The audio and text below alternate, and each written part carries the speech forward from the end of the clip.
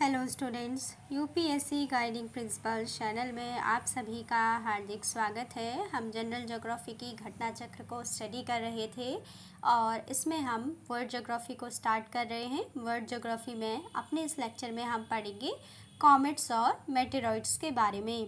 तो चलिए स्टार्ट करते हैं। कॉमेट्स क्या होते हैं? ए comet is an icy small solar system body that when passing close to the sun warms and begins to release gases। ठीक है, कॉमेट्स किससे बने हैं? Comets is an icy smaller solar system body, जो कि आइस से बने हुए हैं कॉमेट। ये क्या होते हैं? Small solar system body that when passes close to the sun. जब क्या होते हैं? ये सन के पास से क्या करते हैं? जब सन के पास से गुजरते हैं तो क्या होता है? ये वार्म होते हैं और उससे क्या होता है? ये गैस को रिलीज़ करते हैं। ठीक है, तो उसको देखते हैं। सबसे पहले है comet. A comet is an icy small solar system body that when passing close to the sun warms, गर्म होते हैं, and begins to release gases. ठीक है, this produces a visible atmosphere और coma and sometimes also a tail. ठीक है, हमने पढ़ा था कि जो कॉमेट्स हैं उनमें एक ग्लोइंग टेल का फॉर्मेशन होता है, क्योंकि इसीलिए होता है क्योंकि जब सन के पास कोई भी कॉमेट जाता है, जो कि वो क्या है? आइस से बना हुआ है, तो वो क्या चाहता है? जब कोई भी कॉमेट सन के पास जाता है वो वार्म हो जाता है और उससे वह गैस को रिलीज़ करता है। गैस को रिलीज़ करता है तो उससे क्या होता है? एक विजिबल एटमॉस्फेयर या कोमा प्रोड्यूस होता है, और वही क्या कहलाता है? ये कहलाता है उसकी ग्लोइंग टेल। ठीक है, जो हम कहते हैं कि कॉमेट्स में क्या होती है? एक टेल होती है, ग्लोइंग टेल होती है। ठीक है, वो इस तरीके से ही बनती है। Comets usually have highly elliptical orbits. Comets के पास क्या होता है? यूजुअली हाईली इलिप्टिकल ऑर्बिट होता है and they revolve around the sun. ठीक है, कॉमेट्स क्या होते हैं? Revolve around the sun. ठीक है, sometimes the tail of these comets can be millions of kilometres long. ठीक है, जो इनकी टेल है कॉमेट्स की, वो क्या होती है? कभी कभी बहुत मिलियंस ऑफ किलोमीटर लॉन्ग भी हो सकती है। Comets generally have two kinds of tail. इनकी टेल के बारे में बताया गया है कि comets generally have two kinds of tail. इनमें क्या है? दो प्रकार की टेल हो सकती है। फर्स्ट टाइप क्या है? Comprised of dust particle. एक तो क्या है कि इनकी टेल बनी हो, किससे बनी हो? डस्ट पार्टिकल से। सेकंड है आयोनाइज्ड। ठीक है, सेकंड है ionised. Both are generated from the coma. दोनों ही कोमा से जनरेट होते हैं। ठीक है, उसके बाद नेक्स्ट है the sun radiation, pressure and solar wind accelerate material away from the comets head at different velocities according to the size and mass of the material। क्या लिखा हुआ है? The sun radiation, pressure and solar wind accelerate materials away from the comet's head at different velocities according to the size and mass of the material। Next है Halley comet visits the planet Earth at an interval of every 76 years। Halley comet visits the planet Earth at an interval of every 76 years। ठीक है, on 23rd July 1995। ठीक है, the Hale Bopp comet was seen near the Jupiter. ये कहा गया है कि जो एक हाले कॉमेट है वो क्या करता है? हर 76 साल के पीरियड में, हर 76 ईयर्स के पीरियड में क्या करता है? जो हमारी अर्थ प्लैनेट है उसके पास क्या करता है? विज़िट करता है। यानी हर 76 ईयर्स के बाद में यहाँ पर कॉमेट क्या करता है? जो हैली नाम का कॉमेट है वो अर्थ प्लैनेट पर आता है, विज़िट करता है, यहाँ पर घूमता है। ठीक है, तो सेकंड है इसके बाद on 23rd July 1995 the Hale Bopp comet was seen near the Jupiter. ठीक है, 23 जुलाई 1995 को एक हैले बॉब नाम का एक जो कॉमेट है उसको जुपिटर प्लैनेट के पास देखा गया। It was discovered by Alan Hale. ठीक है, Alan Hale, New Mexico and Thomas Bopp Arizona. इसको किसके द्वारा डिस्कवर किया गया? इसको डिस्कवर किया गया एलन हाले, जो कि न्यू मैक्सिको से थे, और दूसरे हैं थॉमस बोब जो कि अरिज़ोना से हैं। इसीलिए इस कॉमेट का नाम क्या रखा गया है, जो कि जुपिटर के पास देखा गया 23 जुलाई 1995 को, हाले बॉब। ठीक है, हाले बॉब कॉमेट। और इसको किसने डिस्कवर्ड किया? एलन हाले, जो कि न्यू मैक्सिको से थे, और दूसरे हैं थॉमस बोब जो कि अरिज़ोना से थे। इसीलिए इन दोनों के नाम पर ही इस कॉमेट का नाम हाले बॉब दिया गया है। इसके बाद नेक्स्ट है The last names of these two people were combined to name this comet। जैसा कि अभी मैंने कहा कि इन दोनों के नाम से ही, जैसे कि एलन हाले, तो ये हाले यहाँ पर फर्स्ट है, ठीक है, और थॉमस बोब, तो इन दोनों साइंटिस्ट के जो भी हैं, ये जो रिसर्चर्स हैं, इनके जो लास्ट नेम है, इसी से इस कॉमेट का नाम बनाया गया है। ठीक है, एलन हाले का हाले ले लिया गया, थॉमस बॉब का बॉब ले लिया गया, और इस कॉमेट का नाम क्या रख दिया गया? हाले बॉब कॉमेट। ठीक है, तो इस तरीके से कहाँ पर देखा गया? इसको जुपिटर प्लैनेट के नियर देखा गया। कब देखा गया? 23 जुलाई 1995 में देखा गया।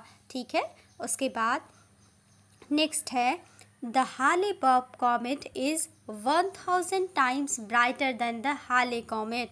जो हमने हाले कॉमेट के बारे में पढ़ा था कि हाले कॉमेट जो कि क्या है, एवरी 76 ईयर्स में हमारे प्लैनेट अर्थ के आसपास विज़िट करता है, अर्थ प्लैनेट में घूमने आता है, विज़िट करता है।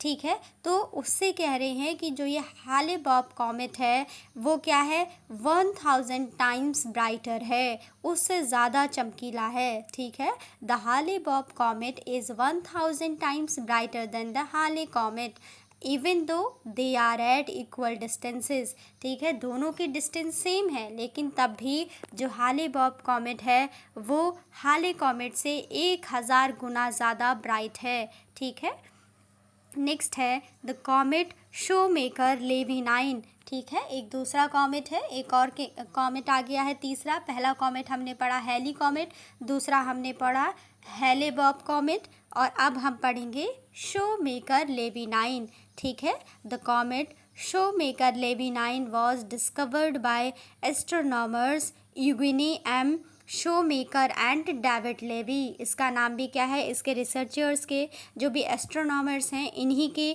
जिन्होंने इनको डिस्कवर किया था, उन्हीं के नाम के बेसिस पर इस कॉमेट का नाम भी रखा गया है। The comet Shoemaker Levy 9 was discovered by astronomer Eugene M Shoemaker and David Levy. जो एक कॉमेट है, तीसरा कॉमेट आया है अब, शोमेकर लेवी 9, इसको डिस्कवर किया गया एस्ट्रोनॉमर यूगिनी एम शोमेकर और डेविड लेवी के द्वारा। The last names of the both the astronomers were used to name the comet. ठीक है, सेम एज इनके भी क्या है, लास्ट नेम को लेकर इस कॉमेट का नेम बनाया गया है। जैसे कि यूगिनी एम शोमेकर का लास्ट नेम क्या है, शोमेकर, और डेविड लेवी का लास्ट नेम क्या है, लेवी। तो क्या हो गया, इस कॉमेट को क्या नाम दिया गया? इस कॉमेट को नाम दिया गया शोमेकर लेवी 9। ठीक है, और इसलिए क्या है, इन दोनों, जो ये कौन थे, दोनों एस्ट्रोनॉमर थे जिन्होंने इसको डिस्कवर किया, और इन्हीं के नाम के बेसिस पर इसका नाम रखा गया है,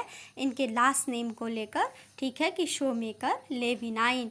द नेक्स्ट है इसके बाद, between 16th and 22nd July 1994 the comet collided with Jupiter, providing the first direct observation of an extraterrestrial collision of solar system objects। ठीक है, between 16 and 22 July 1994 the comet collided, ये जो comet है वो क्या हुआ, कोलाइड किया इसने। ठीक है, कोलाइडेड विद जुपिटर, उससे टकराया, providing the first direct observation of extra terrestrial collision, क्योंकि जुपिटर क्या है हमारा, जुपिटर एक एक्सोप्लैनेट है, ठीक है, जो कि बाहर वाले मेनली जो बाहर के ग्रह हैं जो क्या है गैस, हम जुपिटर को क्या बोलते हैं एक तरीके से, जो जुपिटर के बाद के जो प्लैनेट्स हैं, जुपिटर से लेकर आगे के यूरेन नेपच्यून तक के, उनको हम क्या कहते हैं, हम उनको एक्सोप्लैनेट कहते हैं, ठीक है।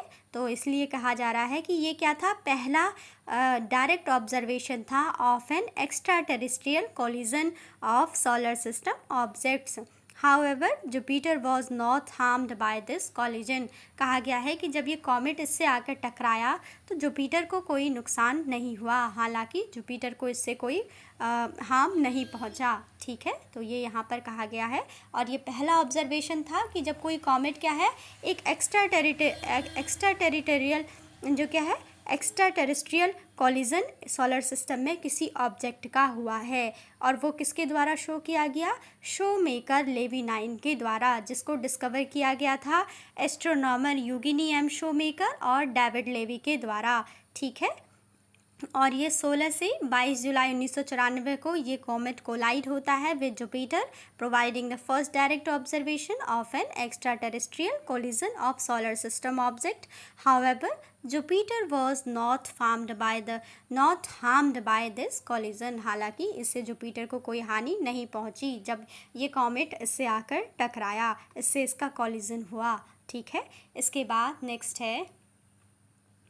नेक्स्ट आगे है 67 पी क्या है, पी चुरियोमोव, ठीक है, या क्या है 67 P Churyumov Gerasimenko was the destination of the Rosetta mission launched on 2 March 2004। ये क्या है, एक अलग से एक मिशन है, रोसेटा मिशन है, ठीक है। ये क्या है 67 पी, ठीक है, क्या है 67 पी, और चुरियोमोव और Gerasimenko was the destination of Rosetta mission launched by 2 March 2004। It was the first mission to land a spacecraft on a comet, ठीक है। It was launched from the Guyana Space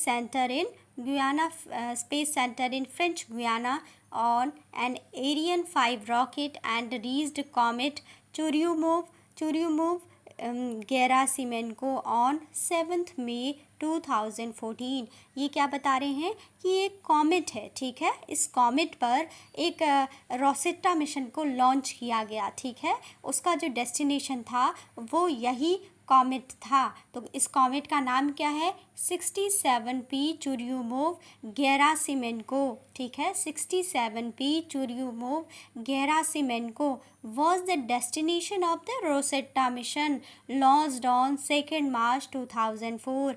It was the जो Rosetta mission था, Rosetta mission was the first mission to land a spacecraft on a comet। इसमें क्या किया गया था, Rosetta mission पहला ऐसा मिशन था जिसमें कि एक स्पेस क्राफ्ट को एक कॉमेट में लैंड किया गया था। ये एक कॉमेट का नाम है, ध्यान रखिएगा, 67 पी चुरियोमोव गेरासिमेनको, ठीक है, जहाँ पर कि रोसेटा मिशन को लॉन्च किया गया था। और ये रोसेटा मिशन पहला ऐसा मिशन है कि जिसमें किसी भी स्पेस क्राफ्ट को एक कॉमेट में लैंड किया गया हो। इट वॉज लॉन्च्ड, ये कब लॉन्च किया गया था, 2 मार्च 2004 को लॉन्च किया गया था। इट वॉज लॉन्च्ड फ्रॉम, कहाँ से लॉन्च किया गया था, फ्रेंच गुयाना में, जो गुयाना स्पेस सेंटर है वहाँ से इसको लॉन्च किया गया था। और किसके through, on an Ariane 5 rocket, जो एरियन 5 रॉकेट है उसके थ्रू इसको लॉन्च किया गया था। And reached comet Churyumov Gerasimenko on 7 May 2014। और ये कब पहुंचा था रोसेटा मिशन, वहाँ पर जो एरियन 5 रॉकेट के थ्रू इसको भेजा गया था। और ये कहाँ वो ये पहुंचता है 7 मई 2014 को इस कॉमेट पर, कौन से कॉमेट पर, चुरियोमोव गेरासिमेनको पर, ठीक है। तो यहाँ पर हमने कॉमेट्स के बारे में पढ़ा कि काफ़ी कि किस तरीके से उनमें क्या होती है, एक ग्लोइंग टेल होती है। और वो ग्लोइंग टेल कैसे बनती है, जब कोई भी कॉमेट क्या करता है, जब सन के पास जाता है तो उससे क्या होता है, जो सन की हीट होती है उससे बहुत ज़्यादा वार्म हो जाता है और उससे क्या होता है, गैस को रिलीज़ करना स्टार्ट करते हैं और उससे क्या होता है, एक विजिबल एटमॉस्फेयर बनता है जो कि कॉमा कहलाता है। और उसी को क्या कहा जाता है, टेल कहा जाता है, जो कि काफ़ी ग्लोइंग होती है, काफ़ी ब्राइट होती है। ठीक है, तो यहाँ पर हमने कॉमेट्स एंड मेटियोर्स के बारे में पढ़ लिया है और इससे रिलेटेड क्वेश्चंस को हम करेंगे। पहला क्वेश्चन है, the tail of the comet is directed away from the sun because. इसका आंसर हो जाएगा ऑप्शन नंबर सी। इसका आंसर हो जाएगा option number C. The radiation emitted by the sun exerts a radial pressure on the comet throwing its tail away from the sun. Question number 1 क्या है, the tail of comet is directed away from the sun because. इसका answer हो जाएगा the radiation emitted by the sun exerts a radial pressure on the comet throwing its tail away from the sun. ठीक है, इसको फिर से पढ़ लीजिए। क्वेश्चन में क्या कहा गया है, क्वेश्चन नंबर 1 में, the tail of comet is directed away from the sun because the radiation emitted by the sun exerts a radial pressure on the comet throwing its tail away from the sun। ठीक है, एक pressure लगता है सन की तरफ से, तो इसलिए क्या होता है कि वो एक जो भी कॉमेट्स होते हैं वो क्या करते हैं, गैसेस के फॉर्म में रिलीज़ करते हैं और उससे कॉमा का फॉर्मेशन होता है, कॉमा का एक एटमॉस्फेयर प्रोड्यूस होता है और वही क्या कहलाता है, ग्लोइंग टेल कहलाता है। ठीक है, सन के पास वार्म होने से गैस का रिलीज़ करते हैं। इसके बाद नेक्स्ट है, इसी का जो एक्सप्लेनेशन है उसको देख लेते हैं।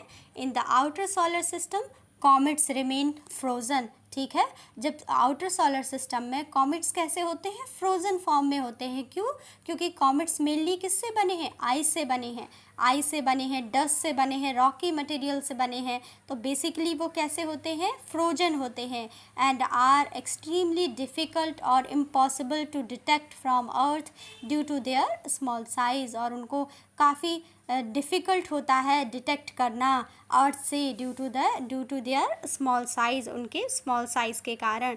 ठीक है, नेक्स्ट है इसके बाद, as a comet approaches the inner solar system. जैसे ही कोई कॉमेट जब कहाँ पर पहुँचता है, इनर सोलर सिस्टम में पहुँचता है, तो solar radiation causes the volatile material within the comet to vaporize the steam out of the nucleus carrying the dust away with them। ठीक है, the steam of the dust and gas thus released from a huge extremely tenuous atmosphere around the comet called coma। ठीक है, and the force exerted on the coma by the sun's radiation pressure causes an enormous tail to form। वही हम बात कर रहे हैं कि जब ये कोई भी कॉमेट है जब आउटर सोलर सिस्टम में रहता है तो वो किस फॉर्म में होता है, फ्रोज़न फॉर्म में होता है और उसको अर्थ से डिटेक्ट करना काफ़ी डिफ़िकल्ट होता है, क्योंकि ये क्या होते हैं, काफ़ी छोटे साइज़ के होते हैं। और जैसे ही कोई भी कॉमेट जब इनर सोलर सिस्टम में पहुंचते हैं तो वहाँ पर क्या होता है, सोलर रेडिएशन कॉज करता है। सोलर रेडिएशन से क्या होता है, जो वॉलेटाइल मटेरियल है कॉमेट्स का वो वेपोराइज होना स्टार्ट होता है, जिससे कि क्या होता है, जो उसका न्यूक्लियस है उसमें भी क्या होता है, जो न्यूक्लियस है वो किससे बना है, डस्ट से बना है, और जो गैसेस फॉर्म है उससे बना है, तो उसमें भी क्या है, स्टीम आउट होना स्टार्ट होता है। तो जो डस्ट है और जो गैस पार्टिकल्स हैं वो क्या होते हैं, रिलीज़ होना स्टार्ट होने लगते हैं। ठीक है, और उससे क्या होता है, एक एक्सट्रीमली टेन्यूअस एटमॉस्फेयर कॉमेट के अराउंड बन जाता है, जिसे कि क्या कहते हैं, कॉमा कहते हैं। ठीक है, और जो कॉमा है उससे ही क्या बनता है, जो टेल है वो बनती है, क्योंकि सन की तरफ से भी जो सन का सोलर रेडिएशन है उससे काफ़ी प्रेशर बनता है, प्रेशर पड़ता है उस पर, तो उससे क्या बनती है, एक इनॉर्मस टेल का फॉर्मेशन हो जाता है। ठीक है, कॉमेट्स में, जो कि हमें काफ़ी ब्राइटर दिखाई देती है। ठीक है, बस ये जो फॉर्मेशन ऑफ टेल है कॉमेट्स में, बेसिकली उसी को यहाँ पर समझाया गया है।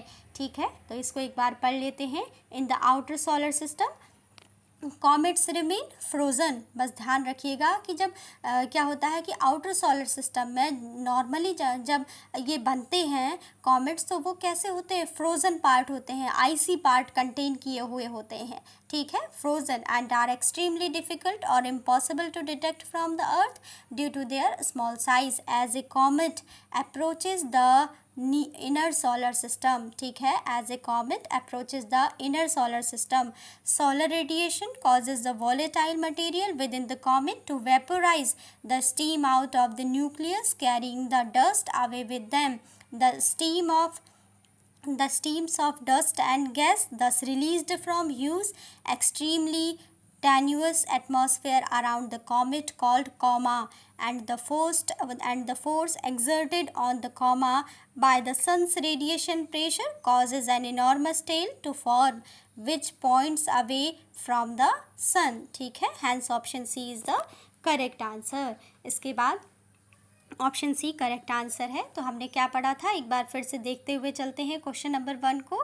The tail of comet is directed away from the sun because, इसका कारण क्या है, because the radiation emitted by the sun exerts a radial pressure on the comet throwing, क्या हो जाएगा, throwing its tails away from the sun, ठीक है, इसका आंसर क्या हो जाएगा, option C, because the radiation emitted by the sun exerts a radial pressure on the comet throwing its tail away from the सन। तो ये इसका करेक्ट आंसर हो गया।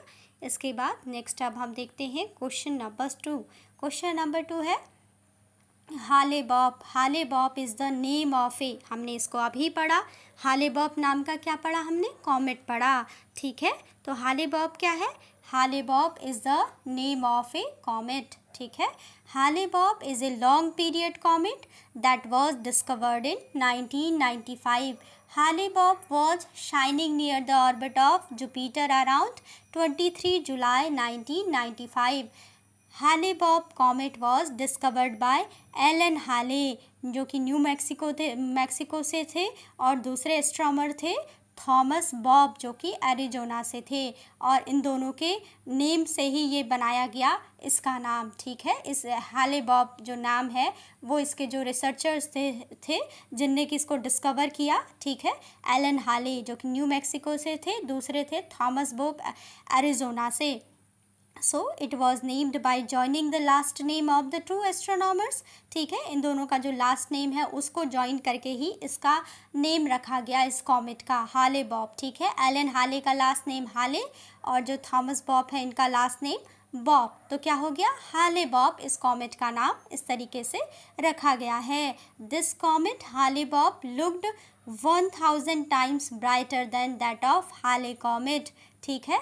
Although the distance of both was nearly the same, कहा गया है कि जो हाले कॉमेट है और जो हाले बॉब कॉमेट है, इन दोनों की जो डिस्टेंस है, although the distance of both was nearly the same, अगर इन दोनों की डिस्टेंस क्या है, लगभग सेम है, लेकिन तब भी क्या है, हमको जो हाले बॉब है, हाले बॉब कॉमेट जो है वो हाले कॉमेट से 1000 गुना ज़्यादा ब्राइट दिखाई देता है, ठीक है। दिस कॉमेट दैट इज़ हाले Bopp comet looked 1000 times brighter then that of the Hale comet, ठीक है। जो हाले बॉब कॉमेट है वो 1000 टाइम्स ब्राइटर दिखाई देता है then that of the Hale comet, although the distance of both was nearly the same, जबकि इन दोनों के बीच की जो डिस्टेंस है वो क्या थी, लगभग सेम थी, तब भी जो हमें हाले बॉब है वो हाले बॉब कॉमेट क्या है, हमें 1000 गुना ब्राइटर दिखाई देता है हाले कॉमेट से, ठीक है। तो यहाँ पर क्वेश्चन सेकंड कंप्लीट होता है। नेक्स्ट क्वेश्चन है question number 3, with which planet comet Shoemaker Levy collided. तो इसका आंसर हमें बताना है कि जो हमने पढ़ा था, जो शोमेकर लेवी नाम का एक कॉमेट था, ये किससे कोलाइड हुआ था, कौन से प्लैनेट से कोलाइड हुआ था, हमने इसको पढ़ा था कि जो कॉमेट शोमेकर लेवी 9 है ये जुपिटर प्लैनेट से कोलाइड होता है। ठीक है, तो इसका आंसर हो जाएगा option number C, Jupiter. Comet Shoemaker Levy 9 was discovered on 24th March 1993 when astronomers Caroline Shoemaker and David Levy captured its glimpse in their Schmidt telescope। ठीक है, तो ये बताया गया है कि जो शोमेकर लेवी है ये किससे कोलाइड होता है, जुपिटर से। ठीक है, comet Shoemaker Levy 9 was discovered on 24th March 1993 when astronomers Caroline Shoemaker and David Levy captured its glimpse in their Schmidt telescope। ठीक है, Schmidt telescope। During 16 July 1994, it collided with the massive planet Jupiter। और 16 से 22 July 1994 को ये collide होता है, जो Shoemaker Levy 9 comet है ये कोलाइड होता है एक भारी ग्रह मैसिव प्लैनेट जुपिटर के साथ। ठीक है, in this collision no harm was done to the Jupiter. इस कॉलिजन से जुपिटर को कोई हानि नहीं हुई। It was the first event of collision of two components of the solar system seen from the earth. यह पहला ऐसा इवेंट था कॉलिजन का कि जिसमें क्या है कि सोलर सिस्टम के दो कंपोनेंट्स का कॉलिजन देखा गया फ्रॉम द अर्थ से। ठीक है, तो क्वेश्चन क्या था, क्वेश्चन नंबर 3 है with which planet comet Shoemaker Levy collided. तो आंसर हो जाएगा the comet Shoemaker Levy collided with the Jupiter planet. कब कोलाइड हुआ था, during 16 to 22 July 1994। Shoemaker Levy 9 collided with the massive planet Jupiter. ठीक है, तो ये हो जाएगा क्वेश्चन नंबर 3। इसके बाद नेक्स्ट क्वेश्चन है क्वेश्चन नंबर 4। क्वेश्चन नंबर 4 क्या है, क्वेश्चन नंबर 4 में पूछा गया है मैट्योर क्या है। इसका आंसर हो जाएगा option B, a piece of matter. इसको भी हम अभी पढ़ेंगे। ठीक है, कि मैट्योर क्या होते हैं। ठीक है, मैट्योर क्या होते हैं। Meteor is a piece of matter which has entered the earth atmosphere from the outer space। ठीक है, meteors क्या होते हैं, meteors is a piece of matter which has entered the earth atmosphere from the outer space। a piece of matter which has entered the earth atmosphere from the outer space। meteor क्या है, कोई भी एक piece of matter है। ठीक है, किसी भी पदार्थ का एक ऐसा टुकड़ा है जो कि क्या है हमारी अर्थ पर आउटर स्पेस से इंटर करता है। बाहरी जो आउटर स्पेस है, जो बाहरी अंतरिक्ष है, वहाँ से अगर कोई भी टुकड़ा, ठीक है, कोई भी मैटर का टुकड़ा, कोई भी रॉकी पार्ट अगर क्या करता है हमारी अर्थ में इंटर करता है, अर्थ के एटमॉस्फेयर में, तो हम उसको क्या कहते हैं, जनरली मैट्योर कहते हैं। A piece of matter which has entered the earth atmosphere from the outer space, उसको हम मेट्योर कहेंगे। तो option B will be correct answer. इसके बाद इसी के बारे में बताया गया है मेट्योर के बारे में कि a meteor is a bright streak of light in the sky also called a shooting star or a falling star, but actually it is not a star but just a small piece of rock and material. It starts glowing because when it enters into the earth's atmosphere with a very high velocity, it burns due to heat caused by air friction. Most of the meteors burn to ashes before reaching upon the surface of the earth। ध्यान रखिएगा, meteor क्या होता है, meteor is a bright streak of light in the sky also called a shooting star. Meteor को क्या क्या कहा जाता है, शूटिंग स्टार कहा जाता है, फॉलिंग स्टार कहा जाता है। ठीक है, ये क्या है, meteor is a bright streak of light in the sky also called a shooting star or a falling star.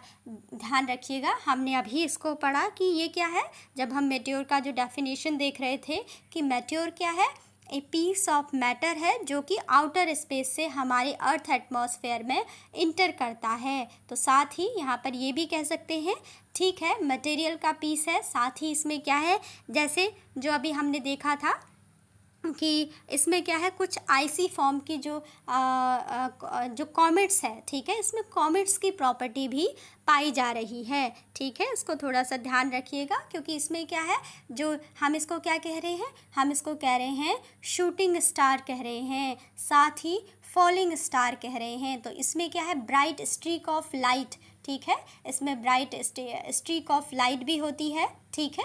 तो ये क्या है, एक तरीके से थोड़ा सा इसका जो फॉर्म है कॉमेट की तरीके से भी हो सकता है। इसमें लाइट भी है, मैटर से तो बना ही बना है, ठीक है। इसमें क्या होती है, एक ब्राइट स्ट्रीक ऑफ लाइट होती है मेटेओर में, ठीक है।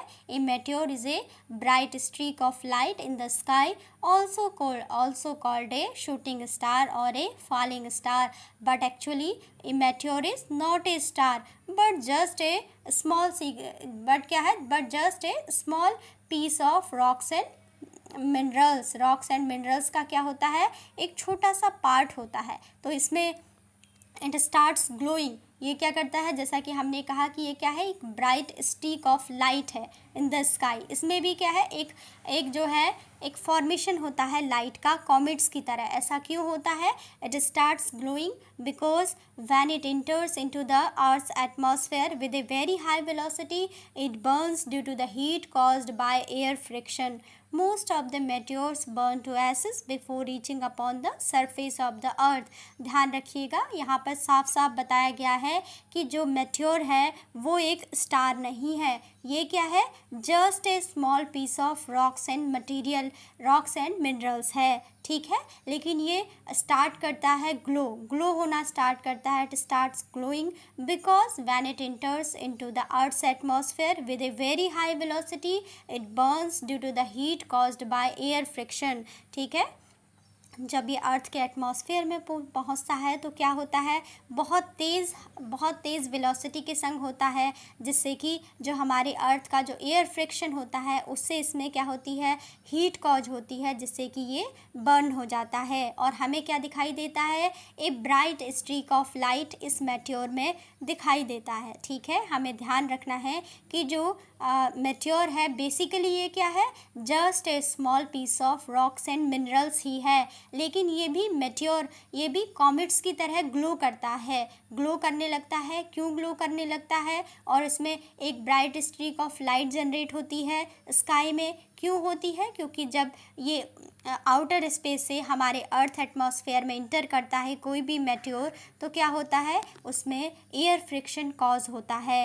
एयर फ्रिक्शन कॉज होने के कारण बहुत ज़्यादा हीट हो जाती है, ठीक है। एयर फ्रिक्शन के कारण बहुत ज़्यादा हीट जनरेट हो जाती है और उससे ये जो मेट्योर है वो बर्न हो जाता है और हमें क्या दिखाई देता है, ए ब्राइट स्ट्रीक ऑफ लाइट हमें स्काई में दिखाई देती है, ठीक है। और उसी को हम कहते हैं कि ये मेट्योर क्या है, शूटिंग स्टार है या फॉलिंग स्टार है, ठीक है। तो बस यही बताना था इसमें।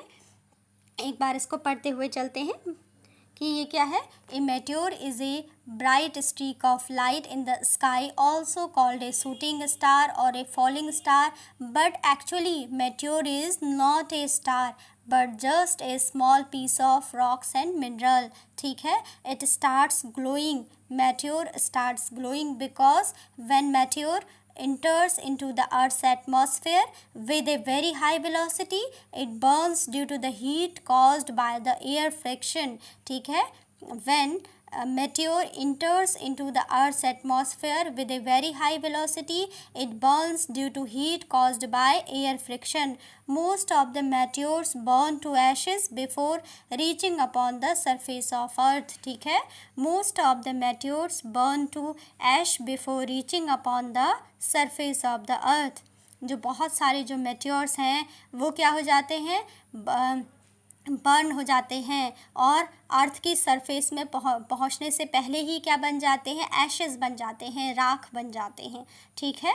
Most of the meteors burn to ashes before reaching upon the surface of the earth. और क्या है ये, हमें किस तरीके से दिखाई देते हैं, a meteor is a bright streak of light in the sky also called a shooting star or a falling star, but actually it is not a star but just a small piece of rocks and minerals. It starts glowing because when a meteor enters into the Earth's atmosphere with a very high velocity, meteor burns due to the heat caused by air friction. Most of the meteors burns to ashes before reaching upon the surface of Earth. तो यहाँ पर जो हमारा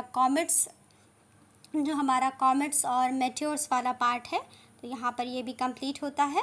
ठीक है, अब अपने next lecture में हम कंटिन्यू करेंगे अर्थ के लैटिट्यूड के बारे में। ठीक है, तो आई होप आपको समझ में आया हो। अभी का लेक्चर यहीं पे रखते हैं। Thanks for watching.